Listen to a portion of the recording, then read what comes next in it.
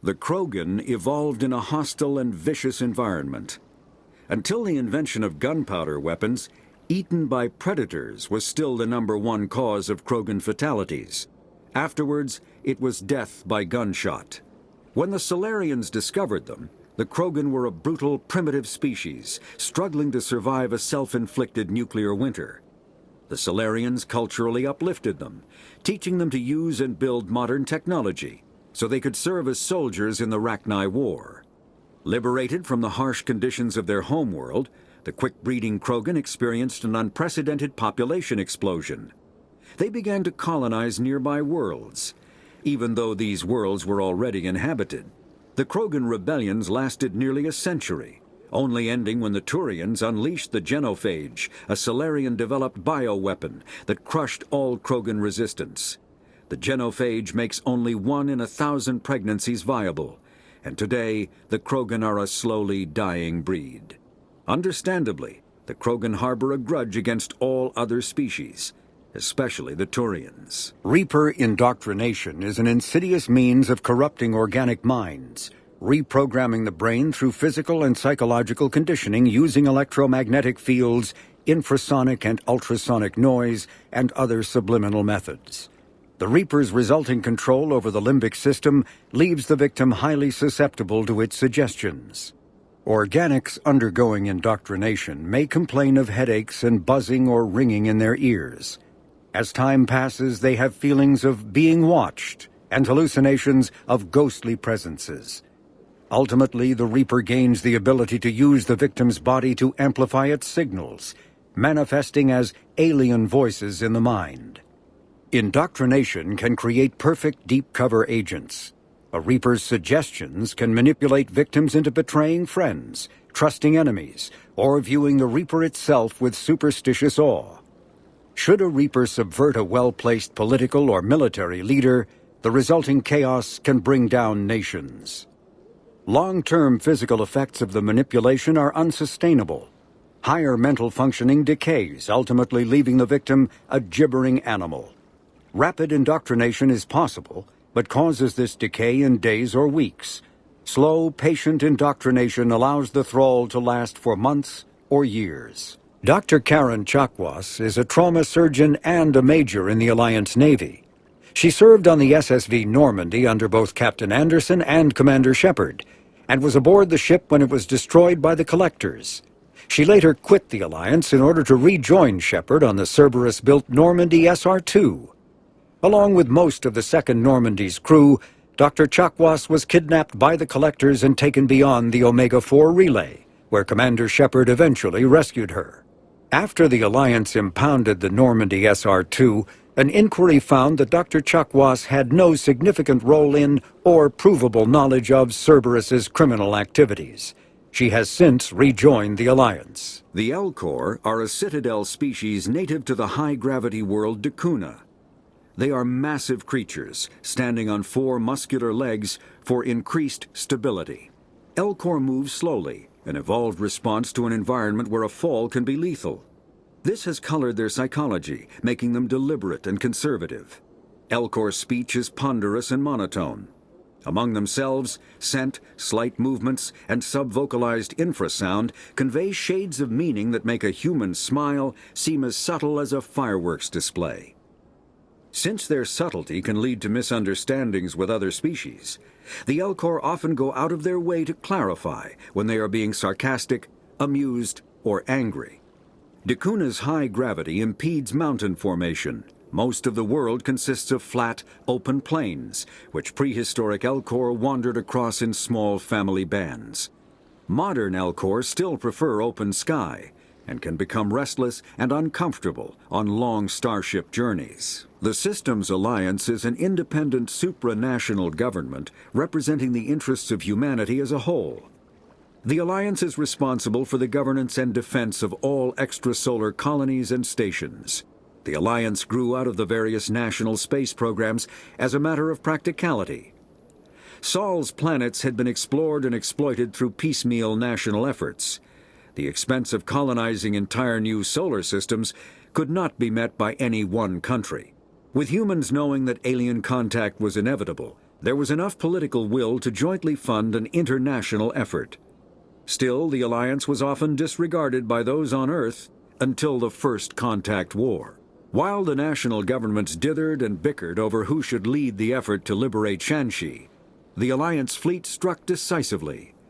Post-war public approval gave the alliance the credibility to establish its own parliament and become the galactic face of humanity. A myth common to several cultures in the galaxy, Reapers were once imagined as space monsters that consumed entire stars.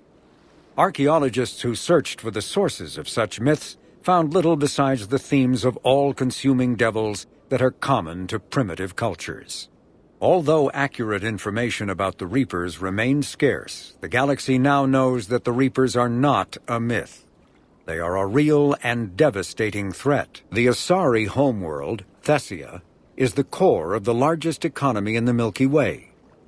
The planet's reserves of Element Zero are so vast that they affect its price galaxy-wide. Because life on Thessia evolved in an ESO-rich environment, the world is home to a wealth of both biotically active and ESO-resistant species. Travel to the planet is strictly controlled, but smuggling remains an issue. Thessia is host to varying republics instead of a single government, and although each maintains a formidable military, it is notable for having long been free of internal or external wars. The Asari are renowned for their cultural and political dominance, and they excel in ambassadorial ventures. They have a strong presence in Citadel politics and galactic policy. However, it is the unfocused political structure of their homeworld that has left the Thessians unprepared for the current conflict. The elusive man is a human loyalist focused on advancing the interests of his species, whatever the cost to non-humans and reportedly humans. The Citadel Council regards him as a fanatic who poses a serious threat to galactic security. The reclusive tycoon is the head of Cerberus, an organization that furthers his pro-human agenda throughout the galaxy. His views have led him into questionable alliances. Recent rumors go so far as to suggest that the elusive man may even have allied with the Reapers. Tuchanka, the Krogan homeworld, boasts extreme temperatures, virulent diseases, and predatory fauna. Around 1900 BCE, the Krogan discovered atomic weapons and promptly sent their planet into a nuclear winter. The majority of the population retreated to underground bunkers, and Krogan culture slipped into a dark age, dominated by tribal clans.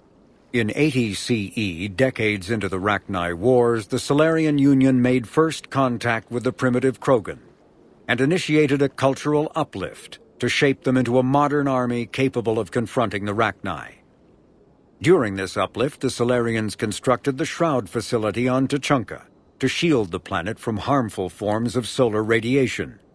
Later, during the Krogan rebellions, reproductive rates were curtailed by the genophage, ensuring the Krogan remained a species in decline and Tuchanka a desolate wasteland. When humanity won a position on the Council for its part in defending the Citadel, the Alliance chose Captain David Anderson for the position.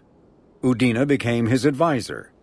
Anderson eventually quit over frustrations with Council politics, and the Alliance named Udina to the office. Donald Udina is the lone human on the Citadel Council. Although he has a keen ability for furthering his own political career, Udina has long promoted humanity's interests first and foremost in the galactic arena. When humanity won a position on the Council for its part in defending the Citadel, the Alliance chose Udina for the position. He holds the office to this day. Despite his unwavering focus on human interests, Councillor Udina is usually willing to collaborate with other species. Even his opponents concede that Udina gives fair consideration to non-human proposals, so long as humanity also benefits. Living beyond the Omega-4 mass relay in the Terminus systems, the mysterious collector species is glimpsed so rarely as to be taken for a myth by most in galactic society. In reality, collectors are human-sized insectoid bipeds and can resemble massive winged beetles. They are a terrifying force in the galaxy, responsible for the murder of hundreds of thousands. Collectors generate permanent stasis fields around themselves, creating nightmarish red-shifted energy fields. In battle, they hold position whenever possible, relying on their aggressive biotics and nearly limitless power. Several types of bipedal collectors have been identified, including minions, defenders, zealots, assassins, and artillery operators. Acting together, collectors have imprisoned entire cities in stasis. While no definite forensic accounting exists to explain the fate of those imprisoned, leading speculation is that victims are harvested for scientific experimentation and neurobiological repurposing. Hovering tanks resembling a cross between an octopus and a giant crab, Praetorians are well-armored killing machines of mysterious origin. Praetorians employ redundant systems from the multiple humans encased within them. Armed with eye-mounted particle beams and capable of attacks at close range, they teleport to evade attack while regenerating their shields. Within hours after death, the organic components of Praetorian corpses disintegrate into a denatured pus, while their mechanisms turn to ash. One specimen, autopsied within minutes of death, reveals a clue. Nanomachines may disintegrate the Praetorians' organic and mechanical components before self-destructing. If correct, this self-rendering hypothesis could account for 3 documented cases of dead Praetorians apparently releasing or becoming clouds of neurotoxic gases, causing suffocating paralysis and nearly instant death. In one remote facility, 17 soldiers died from gas inhalation while assessing the Praetorian. Any personnel in the vicinity of dead Praetorians are urged to protect themselves with breathing apparatus. Choked by the hypergrowth of non-native plant species, Pragia serves as a galactic reminder about the imperative for careful regulation during colonization. 2 centuries ago, Batarian agribusiness chose uninhabited Pragia as their empire's breadbasket. Colonization authorities introduced non-native industrially mutated plants that flourished in the world's fertile volcanic soil. Synergizing with Pragia's natural geothermal conditions and chemotropic microbes, the imported species soon became a nightmare. Mutant strains of poisonous and even carnivorous plants arose, overgrowing colonies in days instead of years, and causing the Batarians to abandon their holdings. Because the planet's small animal population is insufficient to check its plant growth, Alliance ecologists predict soil exhaustion in 400 years. Due to its relative isolation and lack of population, Pragia has become a regional haven for drug runners, weapons smugglers, pirates, mercenaries, terrorists, and intelligence agents seeking secrecy. 50,000 years ago, the Protheans were the only spacefaring species in the galaxy. They vanished in a swift galactic extinction. Only the legacy of their empire remains. They are believed to have built the mass relays and the Citadel, which have allowed numerous species to explore and expand throughout the galaxy. Prothean ruins are found on worlds across the galaxy. While surprisingly intact for their age, functioning examples of Prothean paleotechnology are rare. Time and generations of looters have picked their dead cities and derelict stations clean. Some believe the Protheans meddled in the evolution of younger races. The Hanar homeworld of Kadje, for example, shows clear evidence of former Prothean occupation. The presence of a former Prothean observation post on Mars has caused a rebirth of interventionary evolutionists among humans. These individuals believe the god myths of ancient civilizations are misremembered encounters with aliens. Driven from their home system by the Geth nearly 3 centuries ago, most Quarians now live aboard the migrant fleet, a flotilla of 50,000 vessels ranging in size from passenger shuttles to mobile space stations. Home to 17 million Quarians, the flotilla understandably has scarce resources. Because of this, each Quarian must go on a rite of passage known as the pilgrimage when they come of age. They leave the fleet and only return once they have found something of value they can bring back to their people. Other species tend to look down on the Quarians for creating the Geth and for the negative impact their fleet has when it enters a system. This has led to many myths and rumors about the Quarians, including the belief that underneath their clothes and breathing masks, they are actually cybernetic creatures, a combination of organic and synthetic parts. Citadel space is an unofficial term referring to any region of space controlled by a species that acknowledges the authority of the Citadel Council. At first glance, it appears this territory encompasses most of the galaxy. In reality, however, less than 1% of the stars have been explored. Even Mass Effect FTL drive is slow relative to the volume of the galaxy. Empty space and systems without suitable drive discharge sites are barriers to exploration. Only the mass relays allow ships to jump hundreds of light years in an instant, the key to expanding across an otherwise impassable galaxy. Whenever a new relay is activated, the destination system is rapidly developed. From that hub, FTL drive is used to expand to nearby star clusters. The result is a number of densely developed clusters, thinly spread across the vast expanse of space, connected by the mass relay network. Menai is one of 2 moons orbiting the Turian homeworld of Palaven. The Turian hierarchy put Menai in the hands of the military soon after their spacecraft first landed on the moon, immediately halting civilian research and exploration. Menai's geological composition and specifications have been classified ever since. These days, a few active naval bases dot the moonscape, as well as infantry installations focused on extreme survival training. The mystery of Menai is a lasting fascination for many Turian citizens.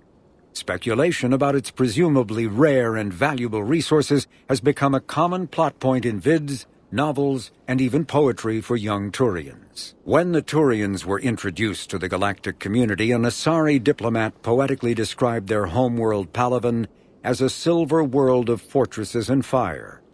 Because Palaven's weak magnetic field is a poor shield from its sun, most of the planet's animal life developed metallic carapaces as defenses against solar radiation. Its photosynthetic life is similarly impressive, shutting down vulnerable metabolic processes during daylight hours and repairing cellular damage at night. The visible fortifications of Turian cities reflect their martial society. But since joining the galactic community, internal conflicts have become honor-bound affairs, with few casualties among non-combatants. These city fortifications have proven no match for the Reapers and their aggressive bombardment of Palaven. Admiral David Edward Anderson is a career military officer in the Systems Alliance Navy. Born in London in 2137, he later moved to Arcturus Station and became the first graduate of the Alliance's now renowned N7 Marine program. Anderson is one of the Alliance's most decorated Special Forces operatives and served with honor during the First Contact War. He was the original captain of the SSV Normandy before relinquishing command to his XO, Commander Shepard. After the Alliance victory in the Battle of the Citadel, Anderson briefly served as the Citadel's first human counselor. He soon became embroiled in a Cerberus plot to abduct his friend Kaylee Sanders, however, and learned that he was unable to live a life without action. He stepped down as counselor and returned to the military to prepare for the Reaper invasion. The Alliance Parliament named Donald Udina as his successor. Admiral David Edward Anderson is a career military officer in the Systems Alliance Navy. Born in London in 2137, he later moved to Arcturus Station and became the first graduate of the Alliance's now renowned N7 Marine program. Anderson is one of the Alliance's most decorated Special Forces operatives and served with honor during the First Contact War. He was the original captain of the SSV Normandy before relinquishing command to his XO, Commander Shepard. After the Alliance victory in the Battle of the Citadel, Anderson was promoted to admiral and chosen to advise Citadel Counselor Donald Udina on military matters. Anderson later became embroiled in a Cerberus plot to abduct his friend Kaylee Sanders, but he foiled the abduction and returned to duty to prepare for the Reaper invasion. Banshees are the corrupted Asari often found leading a Reaper strike force. The Reapers create them specifically from Asari with active or latent predispositions to becoming Ardot Yakshi, a rare neurological condition that enhances the Asari's biotic power while causing the immediate death of anyone she mates with. Lumbering as though in constant pain, the emaciated banshees are surprisingly durable opponents. They are devastating biotics, able to hurl lethal balls of energy and create shock waves as they regenerate. What Alliance military finds most disturbing is the Banshee's ability to spawn her own warp field and seemingly teleport during combat. Although their wails have no apparent physiological effect, the psychological impact is undeniable. When Banshees die, their Ardot Yakshi genetics twist against them, causing a biotic implosion to ensure they evade capture. The Hanar are a Citadel species known for excessive politeness. They speak with scrupulous precision and take offense at improper language. Hanar that expect to deal with other species take special courses to help them unlearn their tendency to take offense at improper speech. All Hanar have two names. The face name is known to the world. The soul name is kept for use among close friends and relations. Hanar never refer to themselves in the first person in conversation with someone they know on a face name basis. To do so is considered egotistical, so instead they refer to themselves as this one, or the impersonal it.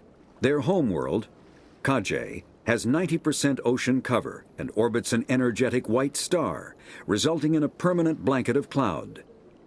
Due to the presence of Prothean ruins on the world, many Hanar worship them, and Hanar myths often speak of an elder race that civilized them by teaching them language. A typical terminus colony possessing minimal tourist value, Horizon promises substantial economic opportunity, especially in providing new products for humans and supplying the Turian hierarchy. Surveyed 18 years ago, Horizon received pilot habitation 4 years later. The colony proper is now 8 years old. Blessed with verdant forests and abundant fresh water, Horizon maintains a colonial culture that thrives as a refuge from the increasing restrictions of Citadel-governed society. Horizon has attracted numerous dissidents, marginal people, and fringe dwellers from across Alliance space. After the Geth secure a location, they round up and impale dead and living bodies on mechanical spikes. The spikes rapidly transform these victims into withered husks, extracting water and trace minerals, and replacing them with cybernetics. The cybernetics reanimate the lifeless flesh and tissue, transforming the bodies into mindless killing machines. Some Alliance soldiers refer to the husk-generating spikes as dragon's teeth, a reference to the mythological berserkers who sprang up from the earth wherever the teeth of the dragon Eris were planted. Dragon's teeth and husks bear little resemblance to other pieces of Geth technology.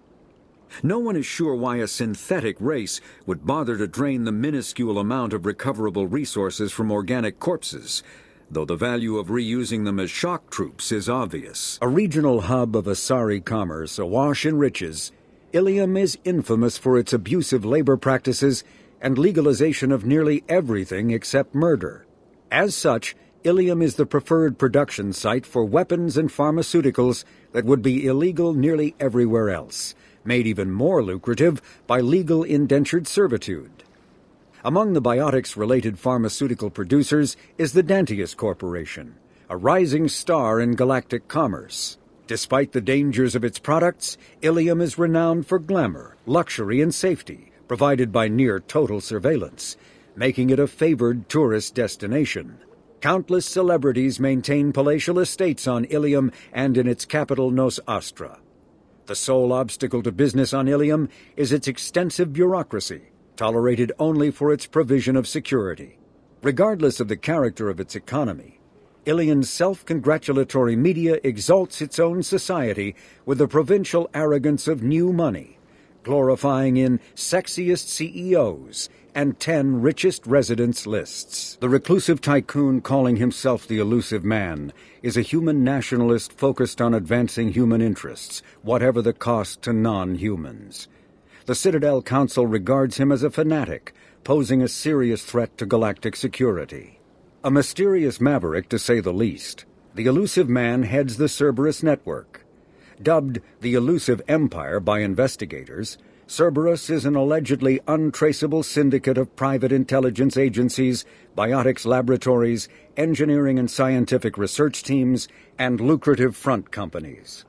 Branded a terrorist and seditionist organization by authorities, Cerberus is the only human power base other than the Terra Firma Party, strong enough to embarrass, if not threaten, the Council and its human representatives. Like the ancient human city of Troy, Ilos is a world known only through second-hand sources.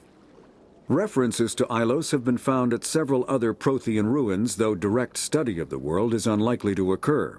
Ilos lies in a remote area of the Terminus systems, only accessible by the legendary Mu Relay. 4,000 years ago, the Mu Relay was knocked out of position by a supernova and lost. Since then, Ilos and its cluster have been inaccessible. Occasionally, a university will organize an expedition to chart a route to Ilos using conventional FTL drive. These never get beyond the planning stages due to the distance and danger. The journey could take years or decades, passing through the hostile Terminus systems and dozens of unexplored systems. Jacob Taylor is a human biotic and was once a Cerberus operative working under Miranda Lawson. Born in 2157, he began his career as a Systems Alliance Marine and served as a member of the Corsairs, an arm's-length program for operatives working outside of Alliance jurisdiction. Taylor survived the Geth attack on Eden Prime, but left the Alliance afterwards because of what he perceived as unresponsiveness in the face of aggression. While working for Cerberus, Taylor thwarted a plot by Batarian terrorists to unleash a bioweapon on the Citadel.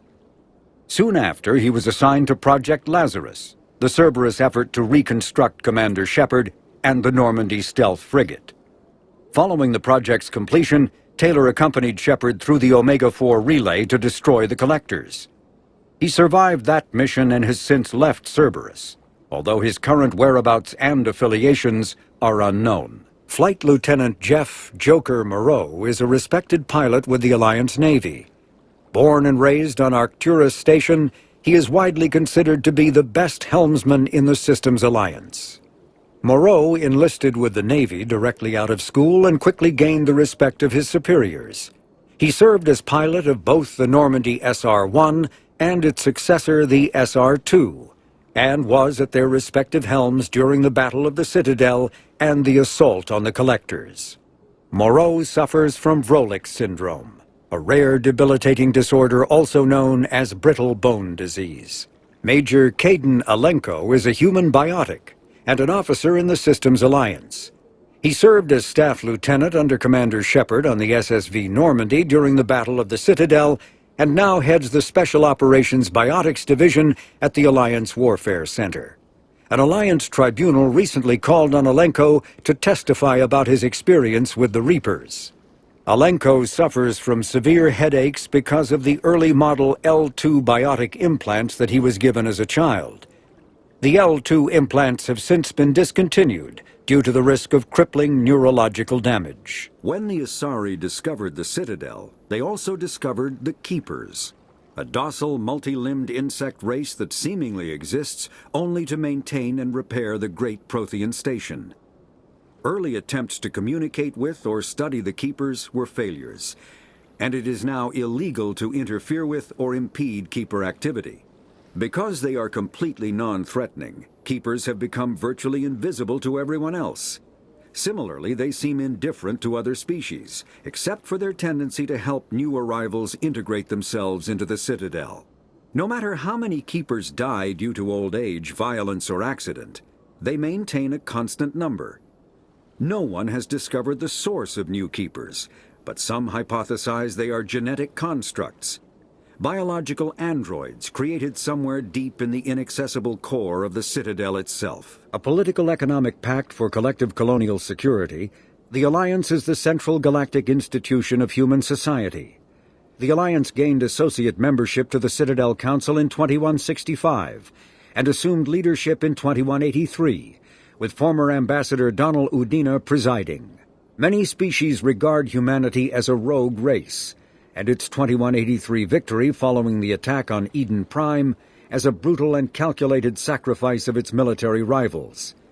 Humans allegedly leveraged military victory into a political one, carving associate membership out of the violently depopulated Council. Because of the human specter Shepard's pivotal role in saving the Council, Many analysts conclude several humans will be made candidates for Spectre status, further solidifying the human contribution to galactic peace. By achieving in decades what others waited centuries to receive, especially after so bloody a conflict, humans have guaranteed themselves deep hostility and fear throughout the galaxy. A political economic pact for collective colonial security, the Alliance is the central galactic institution of human society. The Alliance gained associate membership to the Citadel Council in 2165 and full membership in 2183, with Ambassador David Anderson representing humanity. Human political-economic relationships vary between combative and lucrative. The Turians, who'd fought humans during the 2157 First Contact War, have become valuable trade partners, despite residual social hostility. Other relationships are even more complicated. The rapid rise of human political influence on the Council, achieving in decades what others waited or are still waiting centuries to acquire, has galvanized suspicion and resentment against humanity. That negativity is vastly outweighed by the respect and trust humanity earned by saving the Council during the 2183 attack on the Citadel, at the cost of Alliance cruisers Cairo, Cape Town, Emden, Jakarta, Madrid, Seoul, Shenyang, and Warsaw, and their 2,400 crew. The second species to join the Citadel, the Salarians, are warm-blooded amphibians with a hyperactive metabolism. Salarians think fast, talk fast, and move fast. To Salarians, other species seem sluggish and dull-witted. Unfortunately, their metabolic speed leaves them with a relatively short lifespan. Salarians over the age of 40 are a rarity. The Salarians were responsible for advancing the development of the primitive Krogan species to use as soldiers during the Rachni Wars. They were also behind the creation of the genophage bioweapon the Turians used to quell the Krogan rebellions several centuries later. Salarians are known for their observational capability and non-linear thinking. This manifests as an aptitude for research and espionage. They are constantly experimenting and inventing, and it is generally accepted that they always know more than they are letting on. Larger warships are generally classified in one of four weights. Frigates are small, fast ships used for scouting and screening of larger vessels. Frigates often operate in wolf-pack flotillas. Cruisers are middleweight combatants, faster than dreadnoughts and more heavily armed than frigates. Cruisers are the standard patrol unit and often lead frigate flotillas. Dreadnoughts are kilometer-long capital ships mounting heavy, long-range firepower. They are only deployed for the most vital missions. Carriers are dreadnought-sized vessels that also carry large numbers of fighters. Smaller vessels are almost exclusively used in a support role to the warships during combat. Fighters are one-man craft used to perform close-range attacks on enemy ships. Interceptors are one-man craft optimized for destroying opposing fighters. Asari-made Solaris armor can resist even the tremendous heat and kinetic energy of starship weapons. The armor is nearly unsurpassed in strength because its central material, carbon nanotube sheets woven with diamond chemical vapor deposition, are crushed by mass effect fields into super-dense layers able to withstand extreme temperatures. That process also compensates for diamond's brittleness. Diamond armor itself has two limiting disadvantages. First, while nanotubes and CVD diamond construction has become cheaper in recent years, it remains prohibitively expensive to coat starships or aircraft larger than fighters in Solaris material. Second, the armor must be attached to the ship's superstructure, so shock waves from massive firepower can still destroy the metals beneath the armor itself. A popular misconception holds that the diamond composition of Solaris armor gives it its sparkle. In fact, atmospheric nitrogen impurities during the superhot forging process give the armor its metallic gray or yellow sheen. Mass relays are feats of Prothean engineering advanced far beyond the technology of any living species. They are enormous structures scattered throughout the stars and can create corridors of virtually mass-free space, allowing instantaneous transit between locations separated by years or even centuries of travel using conventional FTL drives. Primary mass relays can propel ships thousands of light years, often from one spiral arm of the galaxy to another. However, They have fixed one-to-one connections. A primary relay connects to one other primary relay and nowhere else. Secondary relays can only propel ships across a few hundred light-years. However, they are omnidirectional. A secondary relay can send a ship to any other relay within its limited range. There are many dormant primary relays whose corresponding twins have not yet been located. These are left inactive until their partner is charted, as established civilizations are unwilling to blindly open a passage that might connect them to a hostile species. Medigel is a common medicinal salve used by paramedics, EMTs, and military personnel. It combines several useful applications: a local anesthetic, disinfectant, and clotting agent all in one. Once applied, the gel is designed to grip tight to flesh until subjected to a frequency of ultrasound. It is sealable against liquids, most notably blood, as well as contaminants and gases. The gel is a genetically engineered bioplasm created by the CERTA Foundation, a medical technology megacorp based on Earth. Technically, Medigel violates Council laws against genetic engineering, but to date, it has proved far too useful to ban. Miranda Lawson is a high-ranking former Cerberus operative and a human biotic. Lawson headed Project Lazarus, the Cerberus operation that brought Commander Shepard back from the brink of death after the first Normandy was destroyed.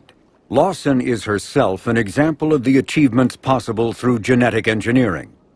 She was created in 2150 through manipulation of her father's DNA. Her entire physical and mental composition was deliberately engineered, including a longer lifespan and a superior immune system. Lawson accompanied Commander Shepard on the maiden voyage of the Normandy SR-2 and was part of the crew responsible for the defeat of the Collectors. She has since left Cerberus. Her current whereabouts are unknown. Dr. Morden Solis is a master geneticist and former operative for the Solarian Special Tasks Group. Dr. Solis is well known for his work in perpetuating the genophage, a biological weapon that almost completely sterilized the Krogan species. He eventually left the STG to open a clinic on Omega, where his combat skills kept the clinic safe and operational amid Omega's lawless society. In 2185, Commander Shepard recruited Dr. Solis to research the Collectors and the Reapers. He was a member of the Normandy crew that traveled beyond the Omega-4 relay to attack the Collectors. He survived the mission, but his current whereabouts are unknown. The Normandy is a prototype starship developed by the Human Systems Alliance with the assistance of the Citadel Council. It is optimized for scouting and reconnaissance missions in unstable regions using state-of-the-art stealth technology. For most ships, the heat generated through standard operations is easily detectable against the absolute zero background of space. The Normandy, however, is able to temporarily sink this heat within the hull. Combined with refrigeration of the exterior hull, the ship can travel undetected for hours or drift passively for days of covert observation. This is not without risk. The stored heat must eventually be radiated, or it will build to levels capable of cooking the crew alive. Another component of the stealth system is the Normandy's revolutionary Tantalus drive, a mass effect core twice the standard size. The Tantalus drive generates mass concentrations that the Normandy falls into, allowing it to move without the use of heat-emitting thrusters. The Systems Alliance space vehicle Normandy is a prototype starship created as a joint human and Turian venture. A frigate optimized for reconnaissance missions, the vessel uses state-of-the-art stealth technology. Most ships generate tremendous heat that is easily detectable against the absolute zero background of space. The Normandy, however, temporarily sinks this heat within its hull.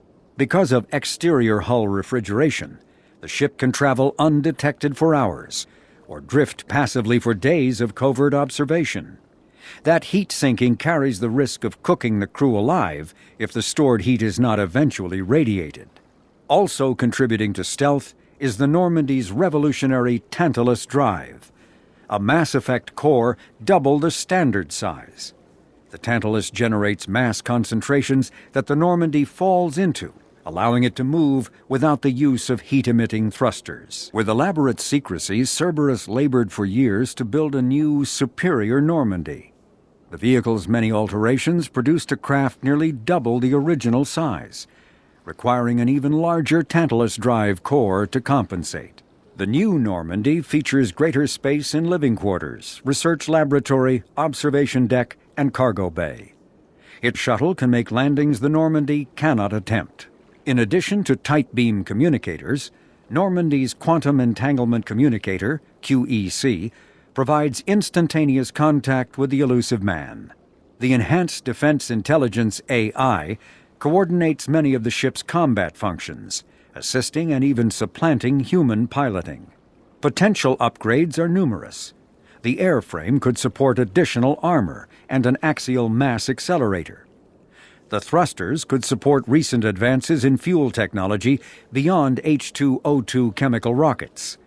And the hull can mount double the standard number of kinetic barrier projectors, leaving space for stronger shields, easily sustainable via the new ESO drive core. Thresher moths are subterranean carnivores that spend their entire lives eating or searching for something to eat. Threshers reproduce via spores that can lie dormant for millennia, yet are robust enough to survive prolonged periods in deep space and atmospheric re-entry. As a result, thresher spores appear on many worlds, spread by previous generations of space travelers. The body of a thresher never entirely leaves the ground. Only the head and tentacles erupt from the earth to attack. In addition to physical attacks, threshers have the ability to project toxic chemicals and emit bursts of infrasound as a shockwave weapon. The Alliance first encountered threshers on the colony of Akuz in 2177. After contact was lost with the Pioneer team, Marine units were deployed to investigate. The shore parties were set upon by hungry threshers, and nearly the entire assault force was killed. Alliance forces recommend engaging threshers with vehicle-mounted heavy weapons. The Krogan homeworld boasts extreme temperatures, virulent diseases, and vicious predatory fauna. Around 1900 BCE, the Krogan discovered atomic power and promptly instigated many intraplanetary wars, sending Tuchanka into a nuclear winter. With most of their industrial base destroyed, the Krogan entered a new dark age, and warring tribal bands dominated. Populations remained low for the next 2,000 years. First contact with the Solarians made resurgence possible. Krogan brought to less hostile planets bred exponentially and returned to reconquer their home. They built vast underground shelters to shield themselves from surface radiation, which proved prescient during the Krogan rebellions, when many of them isolated themselves in a vain attempt to avoid the genophage. Convinced they could outbreed the genophage, they transmitted it into more than 90% of the sealed bunkers. Today, Tuchanka's population is sharply limited, and while individual Krogan are long-lived, the genophage ensures few replacements. Roughly 1,200 years ago, the Turians were invited to join the Citadel Council to fulfill the role of galactic peacekeepers. The Turians have the largest fleet in Citadel space, and they make up the single largest portion of the Council's military forces. As their territory and influence has spread, the Turians have come to rely on the Solarians for military intelligence and the Asari for diplomacy. Despite a somewhat colonial attitude towards the rest of the galaxy, the ruling hierarchy understands they would lose more than they would gain if the other two races were ever removed. Turians come from an autocratic society that values discipline and possesses a strong sense of personal and collective honor. There is lingering animosity between Turians and humans over the First Contact War of 2157, which is known as the Relay 314 incident to the Turians. Officially, however, the two species are allies, and they enjoy civil, if cool, diplomatic relations. There are between 200 and 400 billion stars in the galaxy, and less than 1% of them have ever been visited or had their systems properly surveyed. Humanity's early expansion into the Attican Traverse was haphazard, a desperate race to claim habitable planets where populations can be economically settled. Ignored in the wake of this land grab were thousands of less hospitable worlds, each potentially rich with industrial resources. The wealth of entire solar systems lies untapped, waiting for corporate survey teams or independent pioneers to discover and exploit them. However, this is not an easy task. In addition to the environmental hazards, the fact that uncharted worlds are largely ignored makes them popular bases for criminals, revolutionaries, cults, and others who wish to remain unnoticed by galactic society. Varen are omnivores with a preference for living prey. Originally native to the Krogan homeworld of Tuchanka, they are, like most life from Tuchanka, savage, clannish, and consummate survivors. They are pack hunters when vulnerable prey is readily available, and become scavengers when outnumbered or outclassed. Their supreme adaptability, vicious demeanor, and rapid breeding cycle have made them ubiquitous and dangerous pests on many worlds. Virtually everywhere the Krogan have been, Varen infestations have followed, wreaking havoc with the native ecology. The Krogan have had a love-hate relationship with Varen for millennia, alternately fighting them for territory and embracing them as treasured companions. To this day, Krogan raise them as beasts of war. One of the common subgenus of Varen has metallic silver scales, leading to the rather unusual nickname fish dogs. A virtual intelligence is an advanced form of user interface software. VIs use a variety of methods to simulate natural conversation, including an audio interface and an avatar personality to interact with. Although a VI can provide a convincing emulation of sentience, they are not self-aware, nor can they learn or take independent action. VIs are used as operating systems on commercial and home computers. Minimal VI agents are also available. Agents are compact and specialized. Some serve as personal secretaries, filtering calls and scheduling meetings based on user-defined priorities. Others are advanced search engines, propagating themselves across the extranet to collate user-requested data. Commercial VIs in a variety of stock personalities are available at any software retailer. Boutique firms and hobbyists also build unique VIs to personal specification. Although software emulation of living personalities is illegal, reconstructions of famous historical figures are common. The home world and capital of humanity is entering a new golden age. The resource wealth of a dozen settled colonies and 100 industrial outposts flows back to Earth, fueling great works of industry, commerce, and art. The great cities are greening, as arcology skyscrapers and telecommuting allow more efficient use of land. Earth is still divided among nation-states, though all are affiliated beneath the overarching banner of the Systems Alliance. While every human enjoys a longer and better life than ever, the gap between rich and poor widens daily. Advanced nations have eliminated most genetic disease and pollution. Less fortunate regions have not progressed beyond 20th century technology and are often smog-choked, overpopulated slums. Sea levels have risen 2 meters in the last 200 years, and violent weather is common due to environmental damage inflicted during the late 21st century.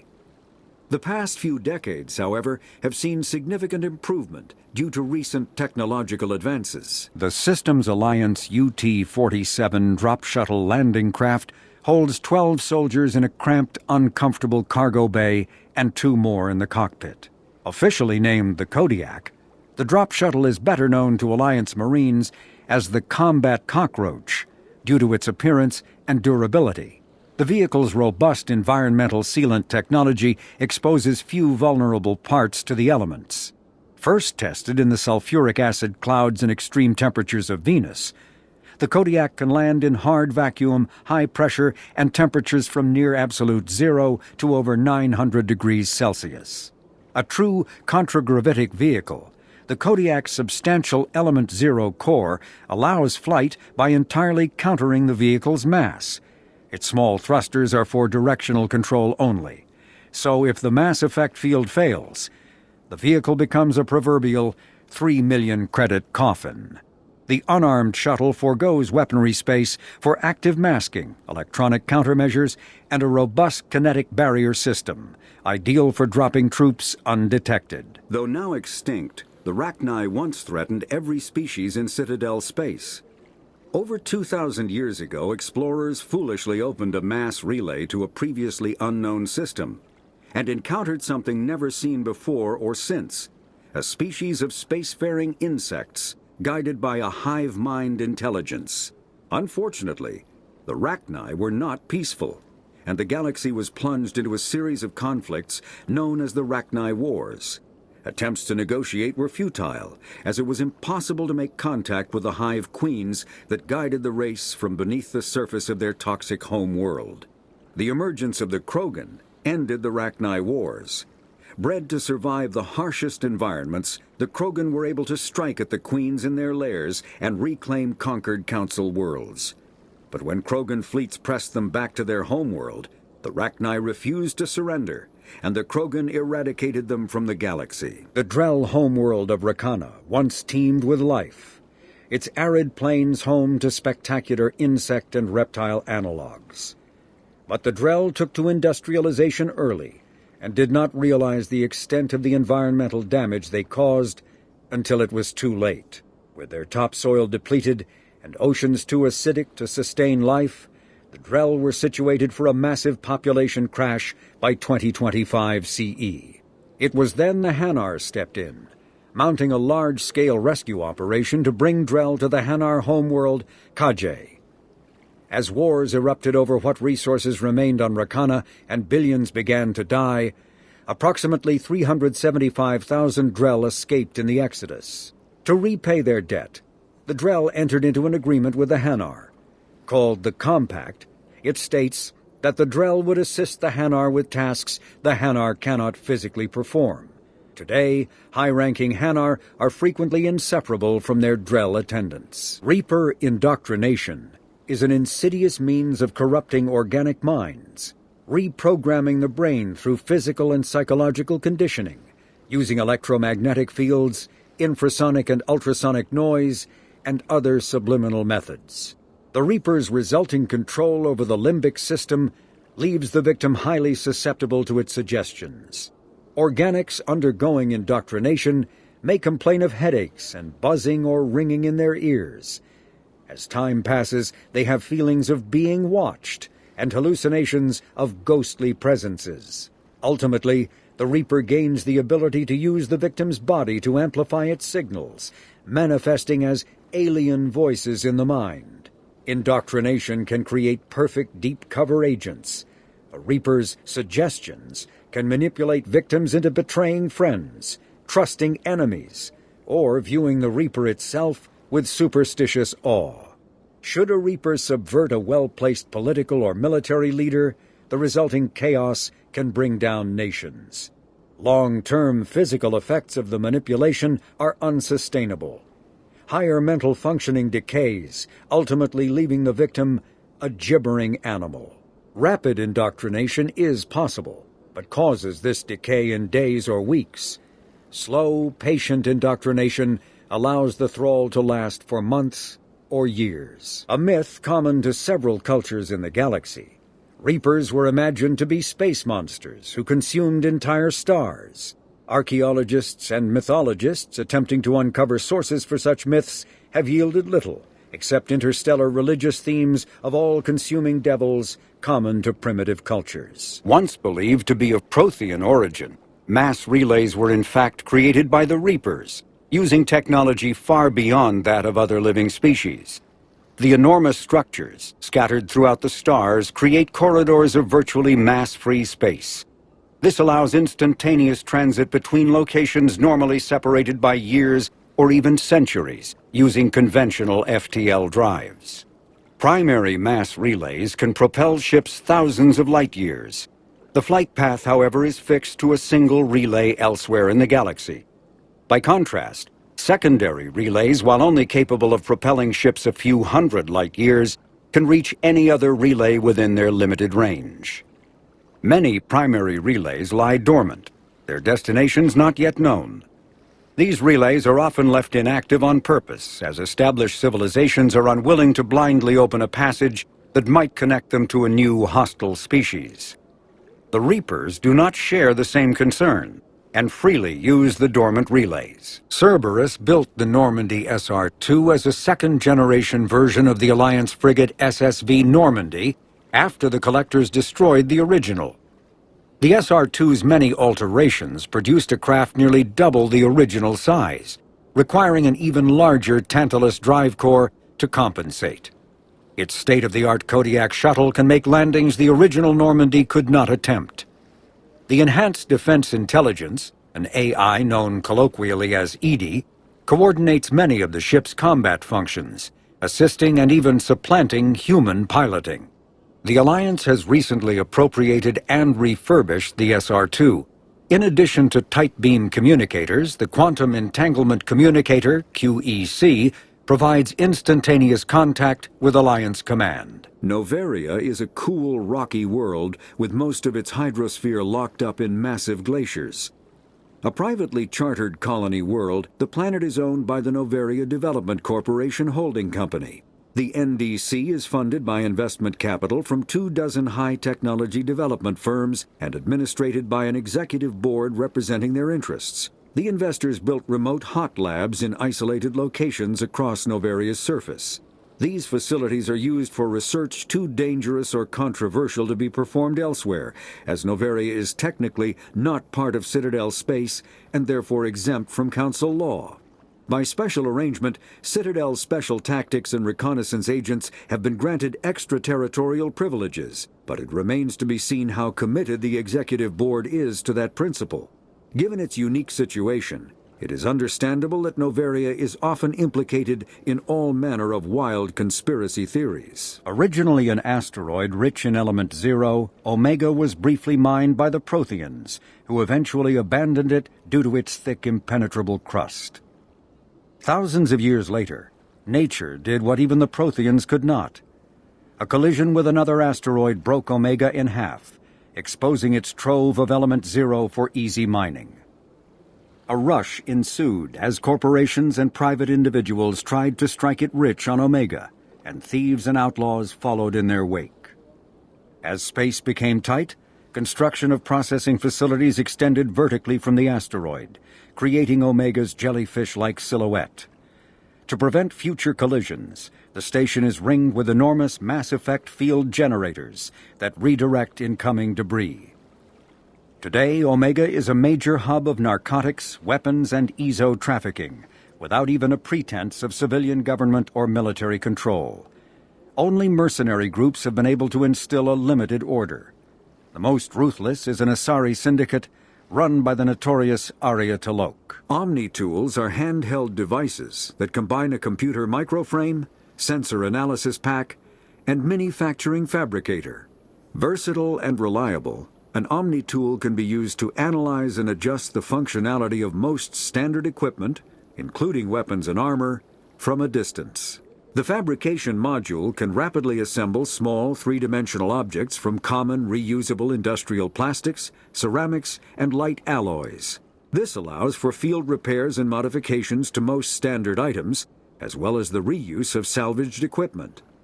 Omni-tools are standard issue for soldiers and first-in colonists. As vast in natural beauty as it is in threat, the purple and gold nebula called the Perseus Veil forms the natural border between Geth space and the Terminus systems. The Veil's total opacity prevents Council intelligence from surveying Geth activity. Theoretically, the Geth could be preparing a devastating attack against which the Council could be defenseless, or the Geth could have died out, so that the defense budget against them could be gaining the Alliance nothing but economic ruination. Despite fears of Geth, prospectors do occasionally mount salvage ventures inside the Veil. One ended in tragedy. Using technomental domination, the Geth drew the team into the Veil before aiming them back as husks at the organic society that produced them. A leak-classified Spectre report claims that the dreadnought Sovereign, commanded by ex-Spectre Saren Arterius and crewed by Geth, hid near the Veil before initiating the 2183 Citadel attack. Sovereign is the flagship of the rogue Spectre's Saren. An enormous dreadnought larger than any other ship in any known fleet, it is crewed with both Geth and Krogan. At 2 kilometers long, its spinal-mounted main gun is likely capable of penetrating another dreadnought's kinetic barriers with a single shot. How Saren acquired this incredible warship is unknown. The prevailing opinion is that Sovereign is a Geth construct, while others believe it is a Prothean relic. Its design, however, hints at a more alien and mysterious origin. The attack on Eden Prime demonstrated Sovereign's ability to generate mass effect fields powerful enough to land on a planetary surface. This implies it has a massive Element Zero core and the ability to generate staggering amounts of power.